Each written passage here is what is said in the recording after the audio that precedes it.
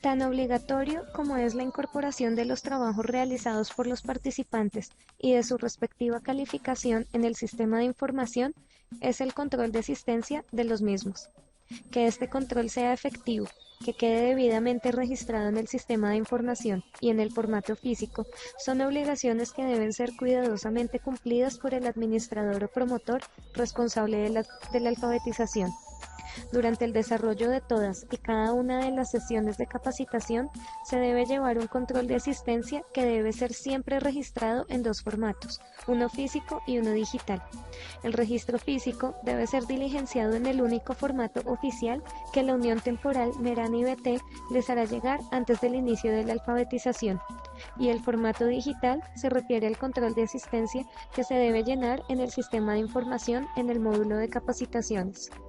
Es muy importante que se llenen los controles de asistencia durante el inicio de cada sesión, es decir, que si una capacitación se desarrolla durante 2 horas en la mañana y 2 horas en la tarde, cada uno de estos espacios se cuenta como una sesión y por tanto, en ese día se debe diligenciar un formato de control de asistencia físico y uno digital para la mañana y uno físico y uno digital para la sesión de la tarde.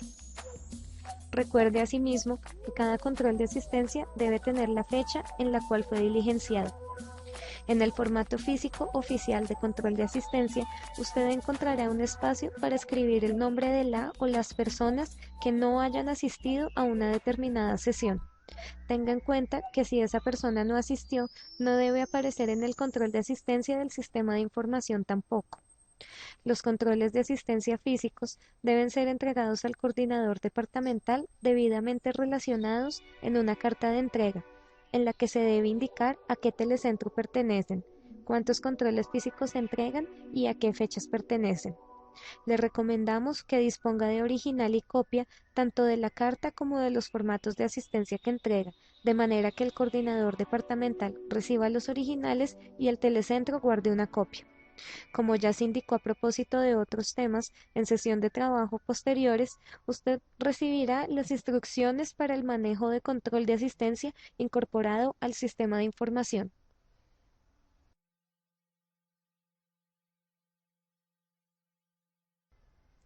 Ahora veremos algunas de las recomendaciones que les presentamos para realizar una buena preparación de la alfabetización digital. Usted debe tenerlas en cuenta, puesto que la buena preparación de las temáticas a través de las cartillas es lo único que le permitirá tener toda la seguridad de que podrá realizar una excelente capacitación.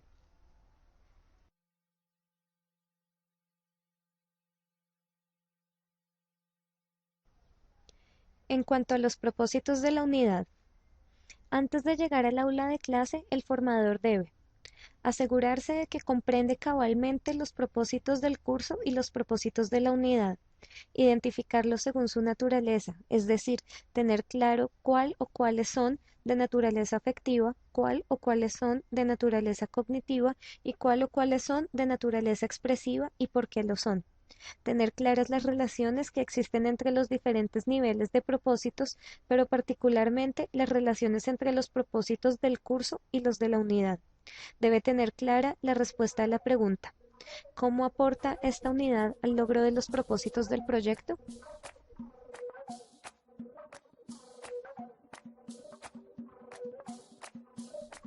En cuanto a las enseñanzas, identificar con claridad cuáles son las enseñanzas que se desarrollan en la unidad. Asegurarse de que comprende cabalmente las enseñanzas planteadas en la unidad. Es conveniente que si no están incluidos en la unidad, elabore los esquemas que dan cuenta de esas enseñanzas y le ayudan a comprenderlas así. Si se trata de enseñanzas afectivas, identificar la estructura argumentativa. Si se trata de un concepto, elaborar el mentefacto conceptual. Si se trata de una enseñanza expresiva, identificar el algoritmo o heurístico. Identificar la vinculación que existe entre las enseñanzas y los propósitos de la unidad. Complementar, ampliar o ajustar al contexto las enseñanzas planteadas en el texto guía, siempre teniendo el cuidado de no desvirtuarlas. Por ejemplo, si el docente encuentra algún nuevo argumento que pueda enriquecer la estructura argumentativa que aparece en el texto guía, puede incluirla en el proceso de trabajo con sus estudiantes.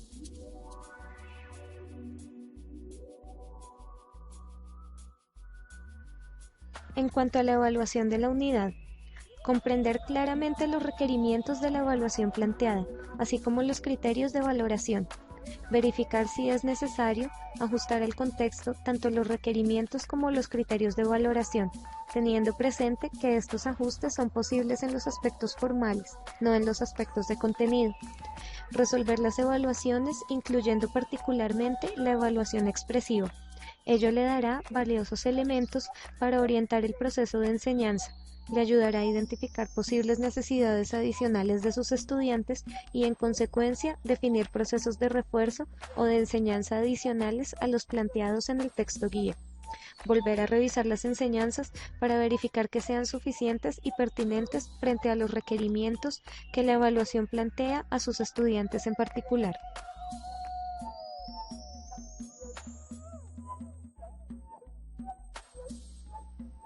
En cuanto a la secuencia de la unidad, antes de llegar a clase, el maestro debe comprender claramente la manera como están organizadas tanto las enseñanzas como los procedimientos didácticos a lo largo del desarrollo de la unidad. El planteamiento básico para las unidades es iniciar con las enseñanzas afectivas, continuar con las cognitivas y finalizar con las expresivas. Sin embargo, este no es un orden invariable y de hecho puede haber unidades en las que las enseñanzas afectivas aparecen dispersas a lo largo de ella o se abordan al final, etc. O que las intercalen enseñanzas cognitivas con enseñanzas expresivas, etc. Decidir en qué momento del desarrollo de la unidad resulta pertinente y necesario introducir las precisiones, ampliaciones o contextualizaciones que resulten de los análisis anteriores.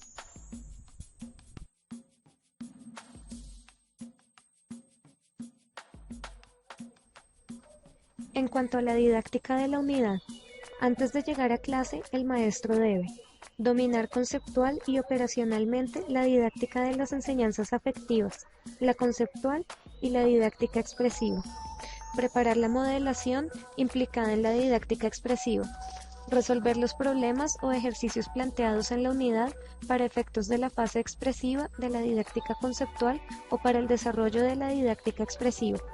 Plantear nuevos problemas o ejercicios que refuercen el conocimiento de los estudiantes. Verificar si es necesario contextualizar algunos de los problemas o actividades planteadas en el texto para efectos del desarrollo de las didácticas.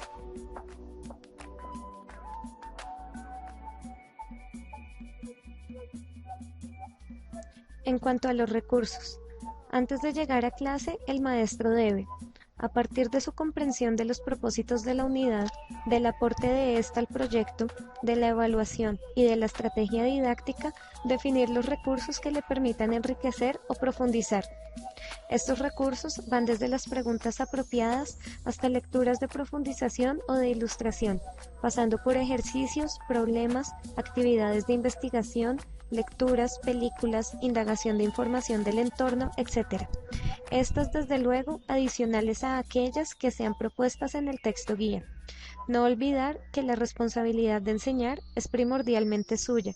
El texto guía aporta las enseñanzas, orienta la secuencia de la didáctica y ofrece actividades que apoyan su desarrollo, pero el proceso de enseñanza debe ser conducido por el docente.